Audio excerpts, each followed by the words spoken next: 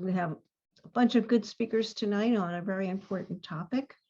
I've known Art Gershkoff for almost 3 decades, and he's been a spiritual leader in my synagogue for a long time, and has, for what, 2 years straight, you led a guided meditation on a Sunday morning at 8 o'clock?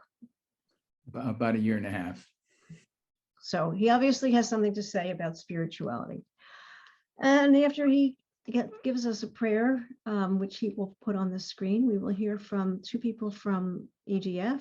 When I think of methane, EDF comes to my mind because I think they are the EDF experts in terms of science, in terms of policy and advocacy. So we have David Lyon, who's suffering his way through a heat wave in Austin, as he said, Austin, Texas. And we have John Rutecki, who is, I think, more local. So one of them is going to do the science and one's going to do the policy. And that's what's going to happen. And it'll be about 15 minutes presentation. And then we're going to have lots of time for questions and answers. So Arthur, would you like to take it away, please? Thank you.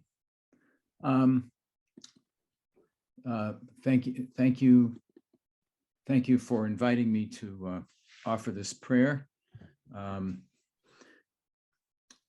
Master of the universe, in whose hand is the breath of all life and the soul of every person, may we, with all our senses, perceive the glory of your works. Fill us with your goodness, that we may attest to your great deeds.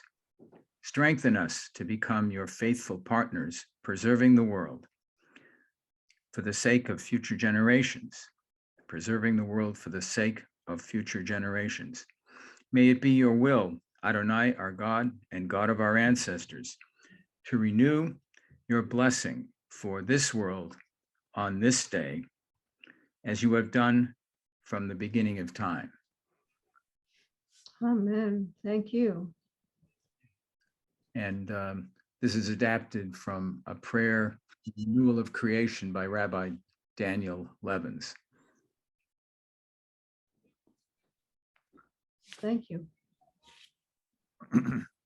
Okay, so is it David who's going to go first, talking about the science? I think John's going to do introductions, and then I'll follow the science. Okay. Yeah. For one, thank you, Arthur, very much. We appreciate that you sharing your spirituality with us. But I wanted to just say thank you to Pennsylvania Interfaith Power and Light and the Jewish Earth Alliance for all of the advocacy and environmental stewardship you were engaged in, because we need your work now more than ever. So we just wanted to be able to come to you and share some of the work we're doing at the Environmental Defense Fund. So I thought it would be important. I brought the big guns with David Lyon, so you'll get all the important science related to methane. So I would like to introduce our senior scientist, David Lyon, who will lead you through some of the methane measurement science that we're engaged in at EDF. And then I was going to go ahead and follow up with information about upcoming EPA supplemental rules and how that could fit into some of your advocacy work in the future. So thank you. Thanks, John. So let me see if I can share my PowerPoint slides.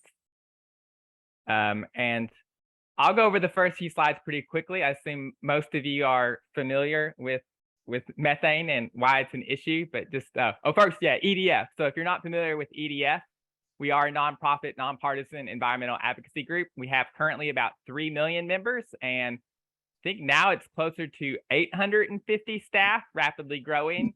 And we really distinguish ourselves from other environmental groups by being solutions focused. So using science and economics to find solutions to serious environmental challenges such as climate change, but also have diverse staff working on other issues, including energy, oceans, ecosystems, and health. So methane is the simplest hydrocarbon, and it's produced by microbes and some natural things, but it also is the main constituent of natural gas. And it is odorless and invisible and non-toxic, but explosive, but it is a powerful and short-lived greenhouse gas. And methane currently is responsible for about 1/4 of today's global warming. And there are opportunities that if we reduce methane emissions in the near term, we can substantially reduce climate change. So it's critical that we act now. So why does EDF focus on methane emissions from oil and gas? So first, the oil and gas is the largest industrial source of methane. Globally, fossil sources account for about a third of anthropogenic methane sources. But I think the real key is that methane is also the product, natural gas, that these companies are trying to sell. So there's often economic incentives for them to reduce methane emissions. So it's made it easier for us to engage constructively with oil and gas companies and have them reduce emissions. So I've been working at EDF for a decade, right about when we started our series of research studies to quantify oil and gas methane emissions starting in the United States. So we've measured, we've done at least, we say 16, it's probably closer now to several dozen research studies over the US in 10 different basins, accounting for about a third of production, including several studies in Pennsylvania. And we've had over 50 academic and institutional partners, including Penn State University, and we've collaborated with over 50 oil and gas studies. It's resulted in at least 40 peer-reviewed papers focused on the US, and if you can count all our oil and gas methane research, it's about 90 papers so far. So this is very collaborative work. We work with government such as EPA and NOAA, Department of Energy, many universities, and what is surprising to some people is oil and gas companies like Equinor, BP, and Exxon. We do not accept money from oil and gas companies, but we often we will fund with the oil and gas companies other partners like universities to do research. So briefly, some of the major findings over 10 years of research is that oil and gas emissions are high across the supply chain, but really the highest emissions are from production and gathering. So upstream infrastructure in producing basins can have very high emissions. Another finding is that what's often called super emitters, that the top 5 to 10% highest emitting sources account for over half of the emissions. But these sources can jump around. Sometimes they only last hours or days, and they're difficult to predict. So that's why it's important to frequently inspect sites so you can find these big emissions. And we found that emissions can be controlled effectively, but that the methods used by governments and operators using emission inventories, they substantially underestimate emissions. So we had a paper published in 2018 with 24 co-authors that summarized, it really synthesized a lot of our studies and found that oil and gas methane emissions are 50% higher than EPA estimates, and equivalent to about 2.3% of our country's natural gas production. So now I'm briefly going to talk about some of my recent work in the Permian Basin, and this really gets into some of the new measurements that will potentially be used in regulations to detect emissions. So this is similar to our other work on methane science. We've collaborated with many leading scientists and used multiple measurement approaches to quantify emissions, and we've had peer review papers. But one difference is to get a peer review paper can take 2, 3, 4, 5 years before the data gets out.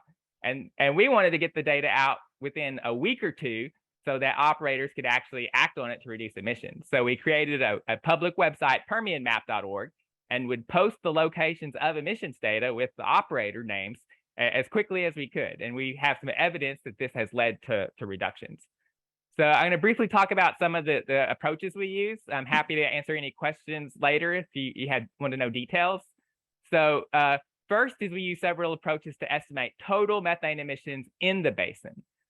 So we used towers, cell phone towers that had methane monitors at the base and then had tubes about 300 feet up getting the air.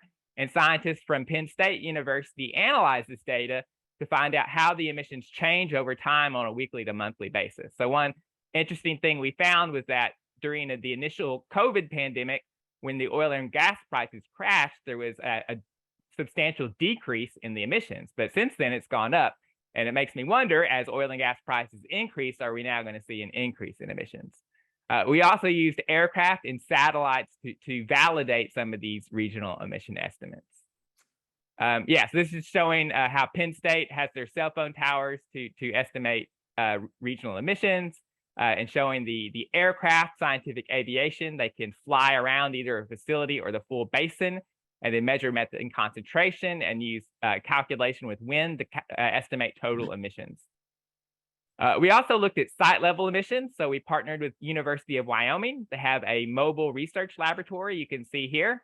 And they drove downwind of oil and gas well pads and would measure emissions by driving downwind and using a atmospheric science approach. And then we'd also look at the site with an infrared camera so they could see emissions, and would also measure hazardous pollutants like benzene that can cause health problems. And then finally, we have optical gas imaging, which is deployed on a helicopter. So we had contractors survey thousands of flares. And what they found is that about 10% of flares are malfunctioning, and they're just venting all their methane and gas to the atmosphere rather than burning it. So here's an example where this stack should have a fire there burning the gas, but it is completely off and venting the methane. Oh, and one more approach. Yeah, so we also partnered with Carbon Mapper to use aerial remote sensing. And this is a new approach that can see the methane plumes and estimate the emissions.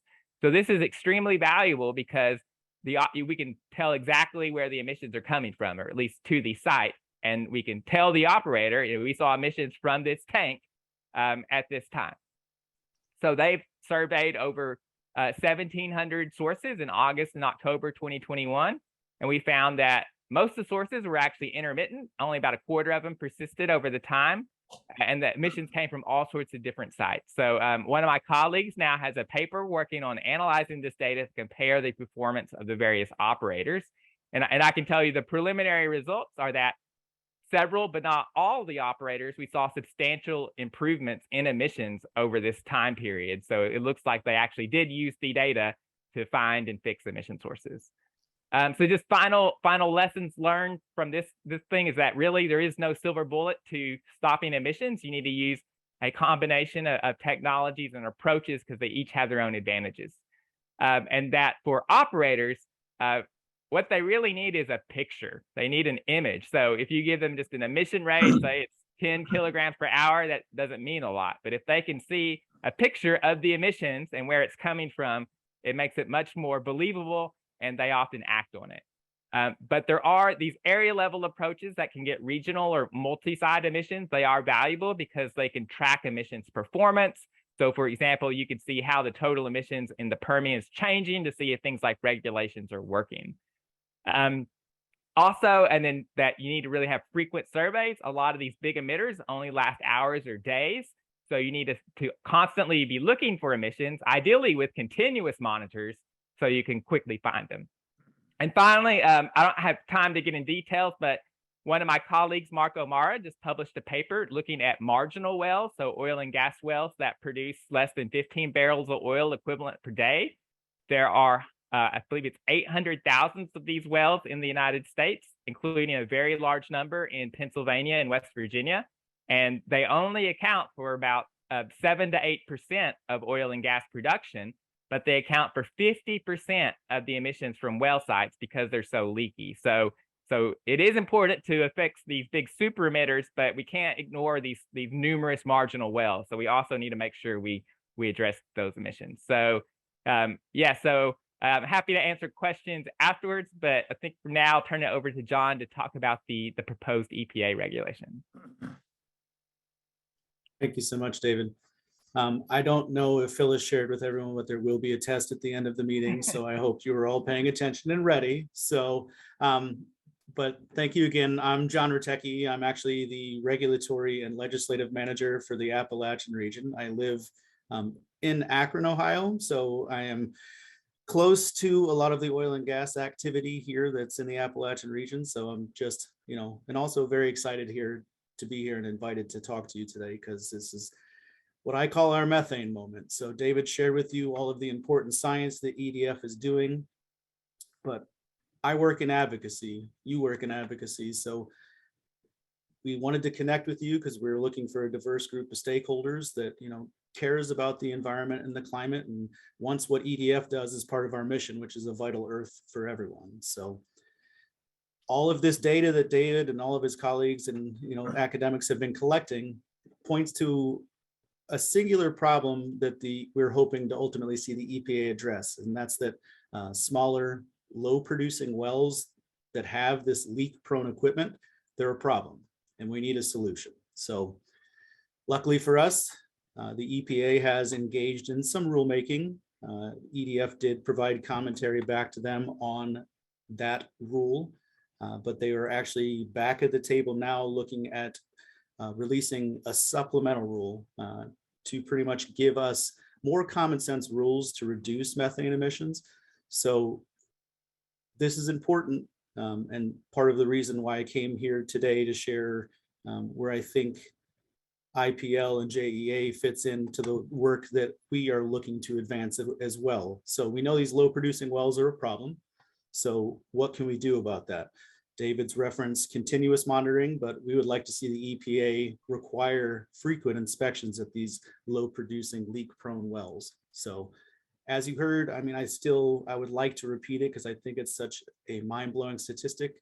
I mean, Pennsylvania has a lot of these marginal low producing wells, and they're responsible for only 6 to 8% of our total production in natural gas here in the United States, but are responsible for 50% of the methane emissions. That is an outsized problem that can be easily addressed. So we would like to see the EPA supplemental rule ensure that these frequent inspections will happen at all of these oil and gas sites. So one of the other things, as you saw in some of the images from David's slides, was the methane coming from flaring that did not work. So we are also encouraging the EPA to end routine flaring at all of the gas basins. Now, this is not common practice in Pennsylvania, but I bring it to your attention, obviously, because routine flaring and it not working properly and releasing methane has an overall effect on the nation's air quality and the world's air quality. So, you know, bad flaring in other basins can still affect us here in Pennsylvania and in the Appalachian region. So I put all this out there to you, and, you know, I hope that you asked the question that I came here to ask you, which is there anything that IPL and JEA can do to help? And obviously, beyond all of the great work that you're doing in advocacy and environmental stewardship, I mean, I can't thank you enough for how committed you are to some of the same work that we're doing here at EDF. So thank you for that. But if you don't have enough on your plate, and there's other things you might want to do with your time related to the methane rules that are coming out, for one, I'd love to, you know, I like all the action alerts that you have and the fact that you raise awareness amongst your organization and your contacts. So we would welcome, you know, you sharing any of this methane information with them. The supplemental rule will come out. We as EDF and a lot of other organizations provide comments back to the EPA. You can also provide comments to the EPA in support of strong methane rules. We're always here as a resource for you. So if there's any information we can provide you to help you, we're always willing to help. You already do lots of letters to the editor, but you know, any of these outreach activities that you're already engaged in would be very beneficial to rise to this methane moment, as I'm calling it. So help elevate any of our messages, continue doing social media posts that highlight issues ongoing with the climate. And if you look to go beyond that, I actually did want to let you know that EDF is going to be releasing a Community Voices grant proposal. And the purpose of that is to highlight people affected by climate and air pollution that live near oil and gas wells. So the point of that is to strengthen our advocacy efforts around strong methane rules. So if we're able to share voices from frontline communities that are impacted by this air pollution, we think it will help make that case to them that we need these strong methane reduction rules in our area because we know it impacts frontline communities.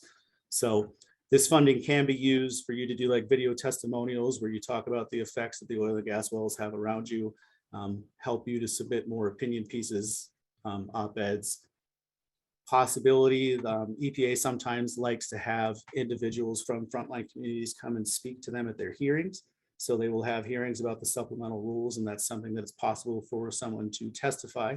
And then obviously participate or find someone to participate as a spokesperson to be interviewed by the media to talk about the effects of pollution in the oil and gas region. So If you have an interest in seeing that RFP, we would obviously welcome your participation, since you are, in Pennsylvania, and these are some of the areas that are most affected by oil and gas methane pollution. So obviously, David and I threw a lot at you, but we wanted to make sure we availed ourselves to any questions you may have. So thank you once again for allowing us the opportunity to come speak with you, and look forward to answering any questions you may have. So thank you.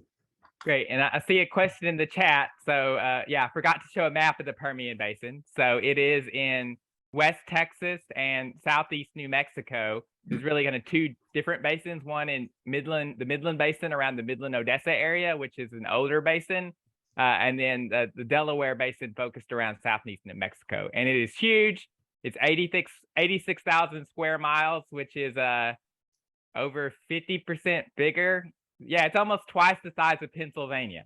So it is massive, and it is pretty sparsely populated. I know one of the counties, that very, very large counties in the main production area, I think has a population of 6 or 7 people.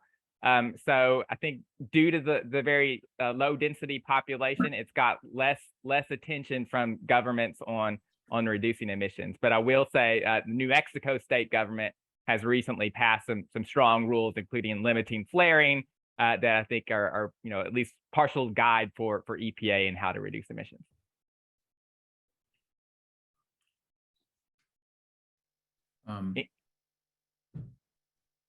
Arthur, yes. Yes. Okay. So I have a couple of questions. One is, are the not poorly producing wells older? Yes, they're.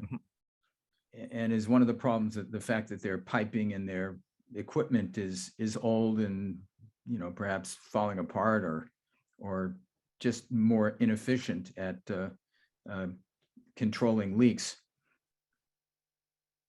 Yes, definitely. They do tend to be older. There's some in Texas and Pennsylvania that I think are decades, 30, 40, 50 years old. And I've seen some very poorly maintained sites with like holes in the tanks and leaking oil. So absolutely, I think poor maintenance is one of the reasons they have high emissions. All right. And then are you including abandoned wells in some of the things that you're looking at? We are. So EDF has done some studies on abandoned wells. They have low absolute emissions per well, but there are millions of them, including probably the most in Pennsylvania. So the emissions do add up. It's probably about maybe 3% of the total oil and gas methane emissions. I think one issue is there's just so many of them that it's not cost effective to plug them, but there are government programs. I believe a bill that was recently passed that will give hundreds of millions of dollars to plug them. I don't know. I wanted to ask, what are the ways you think that you can change the behavior of the oil and gas industry so that it's more attuned to identifying and fixing leaks, and perhaps doing something about the methane flaring, at least perhaps finding ways to capture that methane so at least it can be used?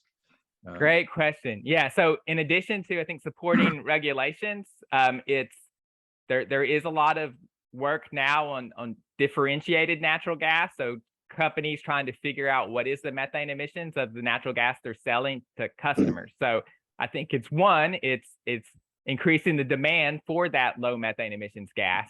And I think even more importantly is to make sure that the groups certifying the gas are basing it on rigorous measurements, and it's not just greenwashing. And I'll say now there's a lot of greenwashing out there. So I'm using kind of the inaccurate government data to say certain gas is clean. But I think there are, and EDF's recently published some guidelines on how to do rigorous standards. So I'll post that in the chat. But yes, I think that there's a lot of opportunity now for consumers to really push the companies to reduce emissions. And I would echo that. And that's why he said, I think strong regulations are important. So even if we can't get all of them to come along, I guess, and do proper maintenance, at least if the EPA is requiring them to do these frequent inspections, we should be able to find and detect and repair these leaks much faster and reduce methane emissions there as well. So that's why the importance of the EPA supplemental rule. Hi, Pat.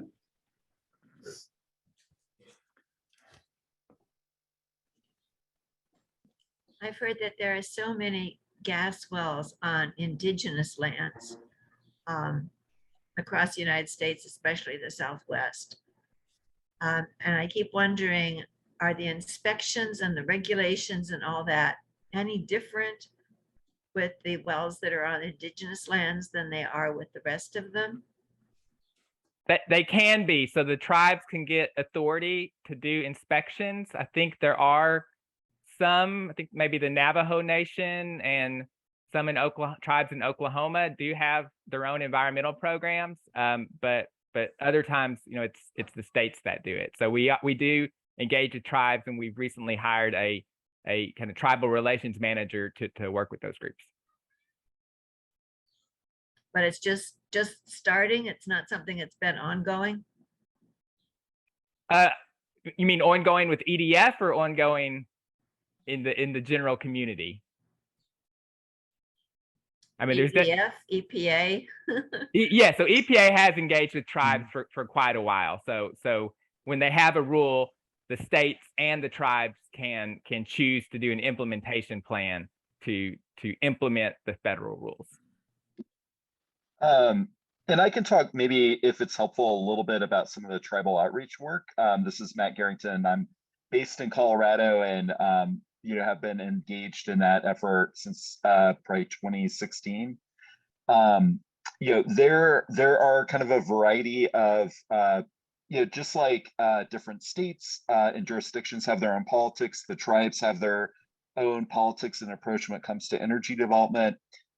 Some tribes like the Southern Ute, Hickory Apache, Northern Ute are very pro energy development.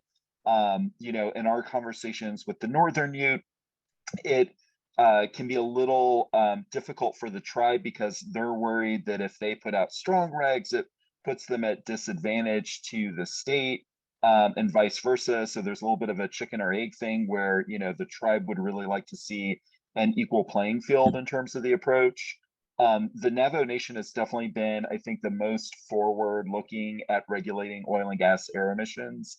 And the Navajo, both the current and previous administrations supported federal rules, and the current Navajo Nation EPA has proposed their own set of regulations. In North Dakota, with the 3 affiliated tribes, flaring is really the big issue up there. And it's really similar. Like, they want to see action taken by oil and gas companies to reduce flaring. They see it from both a public health perspective and a lost revenue perspective. But they also very much support tribal sovereignty. So they have both supported and been neutral on federal rules because of that effort. So there's been a lot of work done, I would say, over the last 7 years, especially in this space. And it really depends on which tribe we're talking about, what their kind of philosophy is toward energy development, and what they would like to see from a regulatory standpoint. Great, thanks, Matt. We have a couple questions in the chat. So one is about global concentrations of methane. So yes, there is. Let me see if I can share the right slide deck. So if you can see that, so this is the trends in methane emissions. So it looks pretty similar to CO2. It's been increasing most years. There was a period kind of in the 2010s where or 2000s where it slowed down the increase, but since then it has been increasing pretty quickly. Let's see. And then the next question was, what is the cost to install and maintain the methane measurement monitors? Who is paying for this? So it varies quite a bit. And unfortunately, most of the measurement companies don't want to disclose their cost due to competitive reasons, but it tends to be in the low 100s per site per year. So I think it is cost effective for the vast majority of sites. So to put that in perspective, it can often cost more than $10 million to drill a well. So, and they often can produce tens of thousands of dollars of revenue per day. So yeah, so a few $100s spent per month on monitoring methane, I think, is a very reasonable cost for the operator to have, and often it may help them, sell more product, and then potentially, if they can demonstrate they have lower emissions, distinguish their gases having lower emissions than their peers.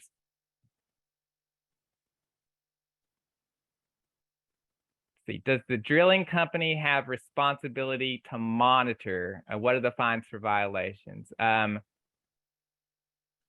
Not really. So there are permits that companies have to get when they do oil and gas drilling, and I believe there are kind of standards for the engines, the frac engines, and drilling engines. So I think technically a state inspector might come to one of those sites and inspect, but most states have very, very low number of inspectors. I'm not sure if y'all know what the Pennsylvania number is, John or Matt, but often they're very understaffed. So have, often hundreds of thousands of sites and maybe only like a dozen inspectors at the most. And Pennsylvania is currently, they're down to like 60 inspectors at this point. Oh, man. They're down in like 170 range, I want to say, but I'm not exactly sure of the number. But so as far as fines and violations, I mean, yeah, as of right now, that's why we're trying to look towards stronger regulation in the future. So I mean, that would be the ability to enhance monitoring and, have the ability to address the methane emissions. So I mean, I think from our perspective of strong rules, so at this point in time, we feel there's not enough accountability on that part. So we can at least have those rules to address those issues moving forward. John, could you go over a little bit of the detail about what the rules, proposed rules are? I mean, like what's the bar that they're setting, and do you think they're strong enough? Is it going to be able to be implemented, that type of stuff? So the EPA, I mean, that is why we made our commentary about the frequent inspections. As until the supplemental rule comes out, we're not sure what will be in that. We just are trying to have everyone encourage the EPA to have the strongest rules possible, because the way that'll work is that will establish the floor for inspections, and then each of the states will be responsible for implementing those rules. So states can choose to go beyond what the federal government, the EPA, is requiring them to do. So the purpose for our advocacy efforts is to obviously ensure that we can assist in getting those rules implemented, but we'd obviously like to see any states that choose to, be similar to Colorado or New Mexico and have, exceptionally strong rules moving forward. So we don't know what they're having. We're just trying to provide them information as far as how the public is feeling, how we're feeling, and what we think is necessary to ensure that we're reducing emissions moving forward. And if they exempt these small wells, as you know, with all these emissions that are possible, that's problematic, because then we'll be missing out on reducing, a large 50%, almost 50% of the emissions that are currently happening. So. And I can mention one specific that was in the pre-proposal that I think is likely to stay in the proposed rule. So EPA, for most sites, they'd have to do optical gas imaging with infrared cameras 4 times a year, having people visit on the ground. But they proposed advanced screening that could be used. So a company instead could only do the camera inspection once per year, but fly something like an aircraft 6 times per year, kind of equivalent to what I showed with the plume images. So use those advanced technologies to look for super emitters frequently, and then reduce the frequency of the ground visit. So it would save them the time of having to send people. So EDF was supportive of that in our comments. I think as long as the EPA makes sure that it's rigorous approaches being used for advanced screening, they can kind of use a combination of technologies to make it more cost effective for the operators to reduce emissions. So Bill has a few questions. Bill, would you like to either read your questions or state different ones? I think, yeah. Yeah, I was just curious if there's anything like RGGI, an emissions cap system, because it sounded like, when we heard testimony for RGGI, one of the economics professors from University of Virginia said that a cap and trade or fee system is really effective in controlling emissions. So it sounds like if we see methane as becoming our next big problem, it would be a good approach. Has anybody talked about it? I mean, there's been a few conversations. I don't think it's gone anywhere. There are maybe not cap and trade, but Colorado does have a kind of performance-based legislation where they have to get methane emissions meet state targets. So they are going to be tracking the methane emissions and making sure the total keeps going down. So I guess theoretically they might have some cap and trade part in that. And then there was a proposal in the Senate to have a methane fee based on reported emissions. So it would not be tradable, but would likely incentivize the companies to reduce their emissions. So I think there is definitely a lot of conversations going on with economists on kind of new financial policies that could help reduce emissions. Yeah. And Colorado actually does have a cap on methane emissions of 60% by 2030. And we are going to get to about 51% of the way there, or get to 51% reductions through direct regulations and the rest through that performance standard. There's been a little bit of a hesitancy around the market systems in oil and gas, mainly because upstream is diverse and complicated with hundreds or thousands of operators. So I think it's something that, as David Lyon said, we've talked about exploring, but that is a big reason why we've kind of preferred this direct regulatory approach when we're talking about upstream oil and gas emissions in particular. And going back to the monitoring, if it's up to the operator to install their own monitoring, is there regulation on how strict that monitoring system has to be? It has to meet certain requirements such that the operator can't get by with underreporting? Yes, and that's one of the big questions now is EPA is trying to figure out the details on that. So EDF and many other stakeholders are trying to figure out very quickly how it can be done rigorously, but also meet EPA's deadlines. And so that measurement you were showing for the global measurement, how accurate can we get to state by state emissions, and then even down to county by county, such that we can target those districts and put the pressure on them? Because if this number can be seen, like Pennsylvania is the 4th or 5th CO2 emitter in the country, and so if we could show the key areas where the methane is also high, we could start putting public pressure and environmental pressure advocacy on these targets. So can we get down to that detail? Yes. So currently, TRPOMI satellite data you can get gridded emissions at what is it? It's about 5 by 5 mile grid. So yes, you can see hotspots. EDF is launching our own satellite, MethaneSat, and we also have the same instrument on an aircraft, and we are planning on kind of mapping out methane emissions over much of the oil and gas basins. Where it gets trickier is getting the individual site or operator level emissions, because the emissions can change rapidly at individual sites. You need very frequent measurements or kind of continuous monitors to distinguish emissions at site. But it's much easier in a large area to track what the total emissions are. Pat, would you like to rate? Thanks. I'd heard at some point that even if the companies are fined for their emissions, they just consider that cost of business and keep on doing the same thing. How is it that they are forced to reduce? I mean, I think it's a combination of market pressure and regulations, because they're such a big business. I mean, I think the maybe biggest oil and gas fine I've heard of is $5-10 million, but that doesn't even cover the cost of a single well. So it's like, yeah, they're such a big money business.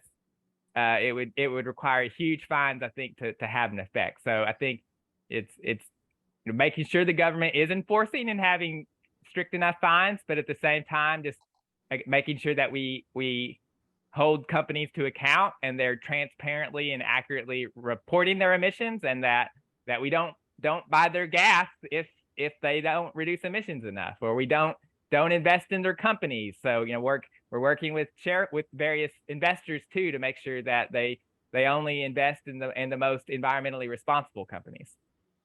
How would people know which companies are supplying it and which ones are doing bad stuff?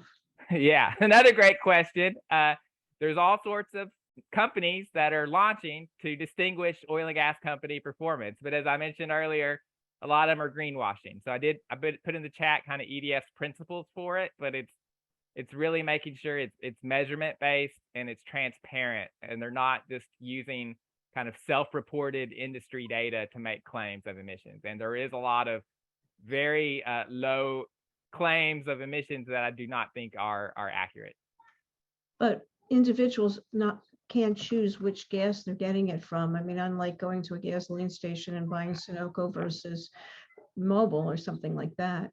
Yeah, I think for most people, it would be working through your utilities. So there are some utilities that are trying to get low methane emissions gas. So for example, if maybe the city has an ordinance and says that the utility has to consider methane intensity when they make their decisions, then yeah, they could next time they do a contract, make sure that they purchase the gas from the lowest methane intensity producer.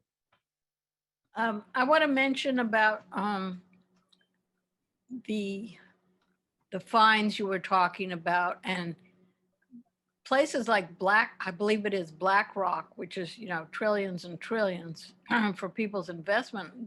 Don't they now have people have, companies are supposed to set certain standards, but then you're saying, well, they do a lot of greenwashing, but at least this is pretty new on the books, I think, more in the last, I don't know, 1, 2 or so years that they're even saying this is an issue. Maybe they'll tighten things up as they get more experience with trying to set that as a part of the package of evaluating companies. I'm just hoping that, and just the idea that it's happening might motivate some companies too. And the other thing is the person Cesar Chavez and the grape growers comes into my mind, that at some point people may have issues with certain companies that are just not making any attempts, like you said, sort of what people are expecting a little bit more down the line. So I think it is a bit of a change of the picture to at least have some of the investment, hedge fund investment companies, that's growing. Maybe there should be an evaluation of the evaluations showing, what a good job, this company, they say that they're evaluating standards, but it's greenwashing. So that's just a thought out there. Yeah, so we are working on that, on trying to distinguish who are the good certifiers. But yeah, I will say that I think I'm getting better and better questions from investors and other groups. So I think they are getting more informed and better able to distinguish kind of real claims versus marketing. Does anybody else have a question? The chat has been quite active and I may have missed somebody. Rodney. Yeah, I think I saw one about, go ahead. David, you can go first if you wish. No? Oh, no, I was just reading from the text. So yeah, go ahead. All right. Yeah. Thank you, Phyllis. I believe we still, after all these years, have a messaging problem. Natural gas, it sounds good because it's, quote, natural. Methane is so much more a higher proportion of our climate changing gas emissions, and yet the average public doesn't understand that. I believe to impress our politicians that this bridge fuel is a bunch of crap. That it's far greater a portion or proportion of our climate changing gases than it was 10 years ago, because it's being relied on more to try to cover for CO2. Well, this is not helpful. This is making the situation far worse. And- Yeah. Oh, go ahead. Well, I was going to say, and I guess that is to the point of obviously, it having an 80 times larger warming potential over the first 20 years Right. over CO2. But that is why we are looking at short-term solutions to address that much more intense heating aspect of methane. So, I mean, the reason behind our efforts with, engaging on the supplemental rule is if we can, in the short term, reduce these methane emissions that are having such an outsized effect on our climate, at least then we can have the opportunity and time to start, looking at what an energy future would look like, not so reliant on natural gas. But we recognize through science in the short term that we have to do what we can to go ahead and reduce these emissions. So the messaging problem, that is part of my work, is to try and correct, the public's understanding, our elected officials' understandings when it comes to all of these, important, pieces of information I've shared with you. It's the same information we're trying to get out into the public and share with as many people as we can, because we realize how important it is. Thank you, John. I wish we could take the word natural out of gas. I am not in Make it- marketing, so I cannot do that, but I mean, I Make it- understand your. Make it methane, no matter what. It's Yeah. methane. Thank you, John. Yeah, and I will say, a lot of folks at EDF are working on promoting renewables, and I do think there are sometimes concerns where you're going to lock in natural gas infrastructure. So I think if you are going to build, a major facility like an LNG export terminal, you need to make sure what are going to be the impacts over the next 10 or 20, 30 years, and is that going to indirectly lead to less investment in renewables? Thank you. Well said. Let's see, other questions. I think we had one about engineering categories. Let's see. Oh, ways of mitigating emissions.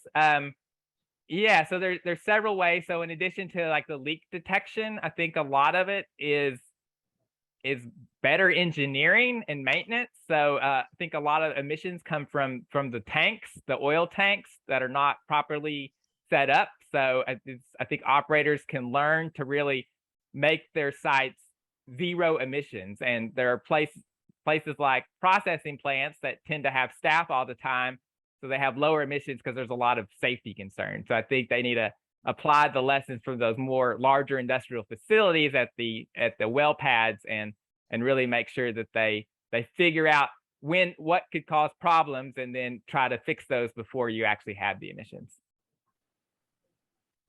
Any other questions?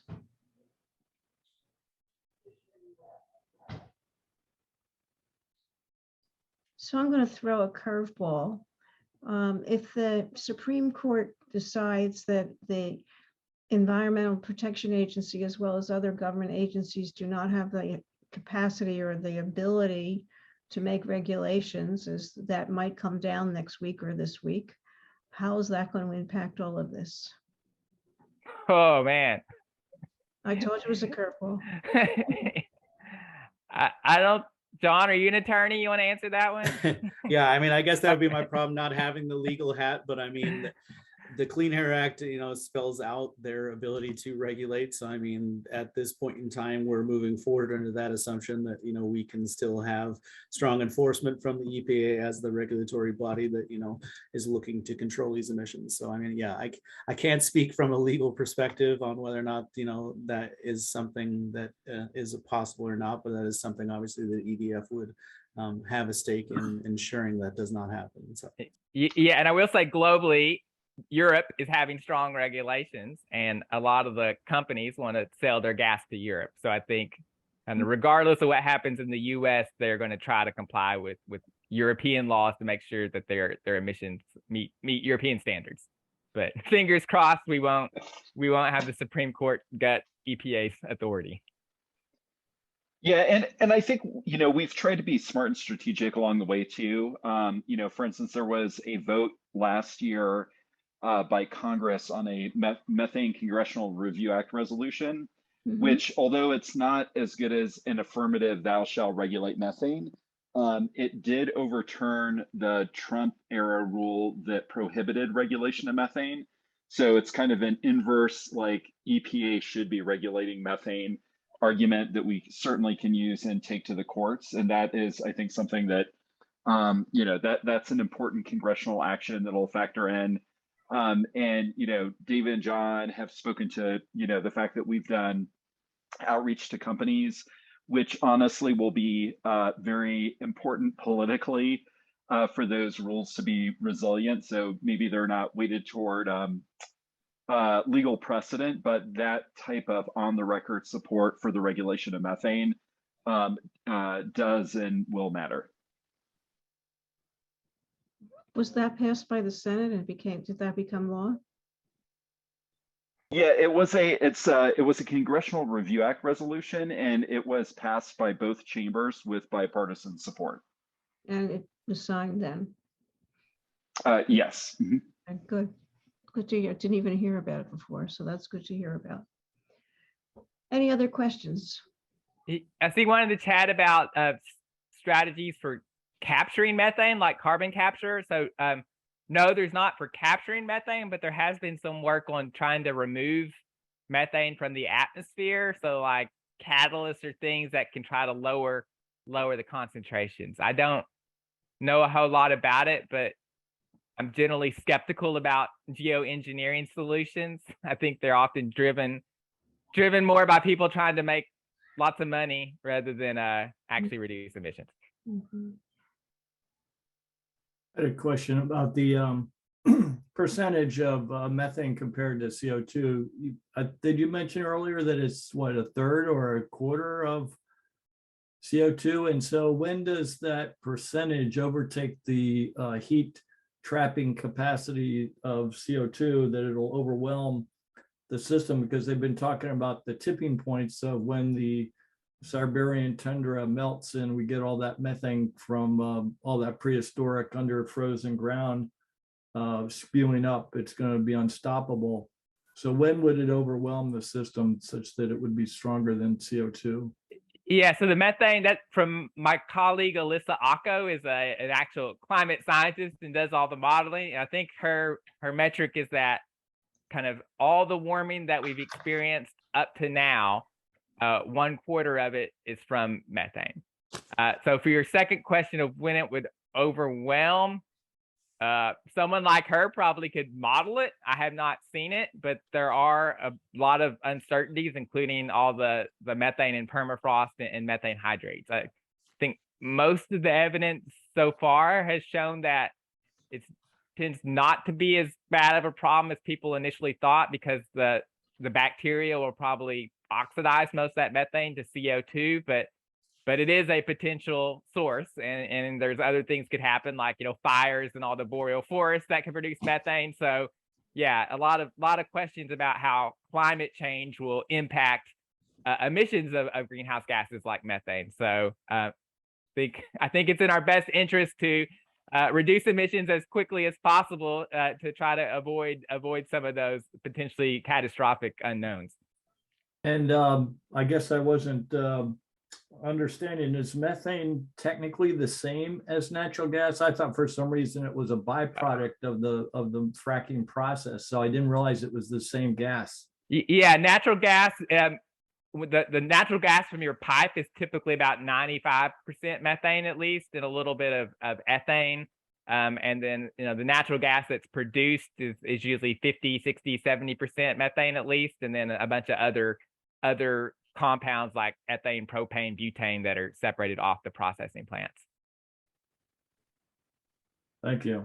But yeah, it's highly valuable and worth $9.50, I think, in MCF now. So even more incentives for companies to reduce emissions.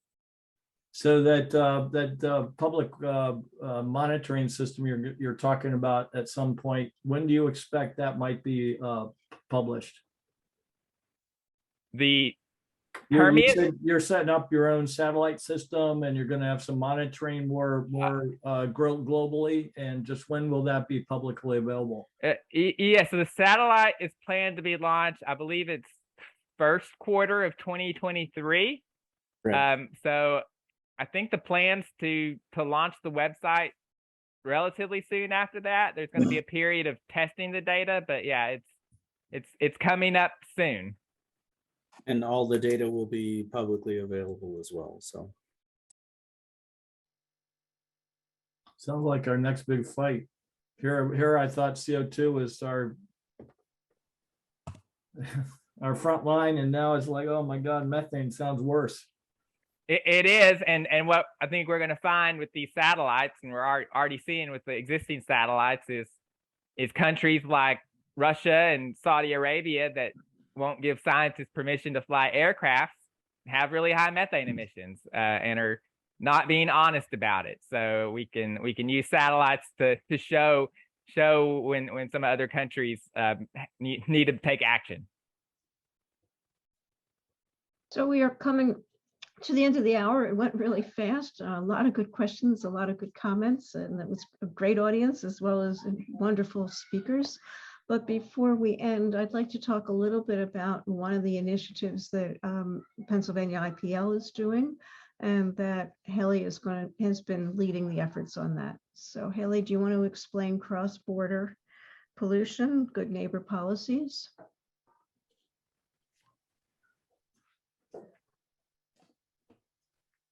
Hello. So right now we have the Good Neighbor Rule, and that is going to end on the 21st of June. That's with the EPA and trying to reduce harmful air pollution from both power plants and industrial facilities through the development of existing technologies. So I have a petition for that I'm going to drop in the chat if anyone would like to sign that. And then another thing I quick want to talk about is I've heard that people are writing letters to local leaders. And the first week of July, I am going to be doing a letter drop off for Congressman Matt Cartwright, since I'm working in the 8th District of Pennsylvania.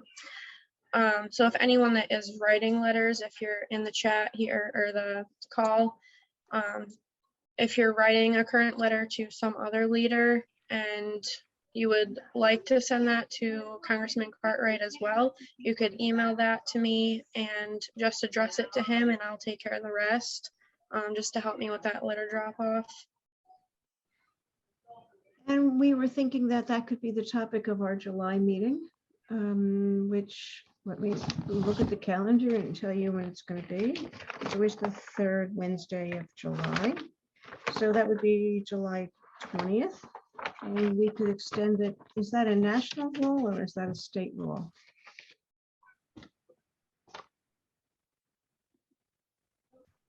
I believe it is national. I'm going to drop in the link to the petition, and there's a bunch of information in there that explains different things about it. So we're going to try to get a speaker together for July about cross-border pollution, and it's really a much bigger issue than most people realize because of the currents, the wind, and that type of stuff. I mean, we last summer we smelled smoke from the fires that were out west. Well, it isn't just smoke that crosses borders. Pollution crosses borders in a much bigger way. Could the petition be emailed out to all of us? I have no way of connecting into the chat. Yeah, we'll send it out. Okay. Yeah. Yeah, I can send it to you right now, Patricia. Thank you. No problem. It comes from the Action Network. So thank you all. Have a good rest of the summer. Happy summer solstice. To me, that's always like one of the exciting days of the year. We have more sunlight than we have darkness by a long shot. And have a good 4th of July. And we have a lot to celebrate in this country. And hopefully we will continue fighting for the causes that we all believe in. And thank you very much for your participation and your questions tonight. They were wonderful. And thanks for the opportunity to speak. Thank you. Yes, very much. Right. Thank you so much. All right, Happy have a wonderful Father's evening. Day. Happy Thank to you. Always happy to have experts who Yeah, speak thanks. so well.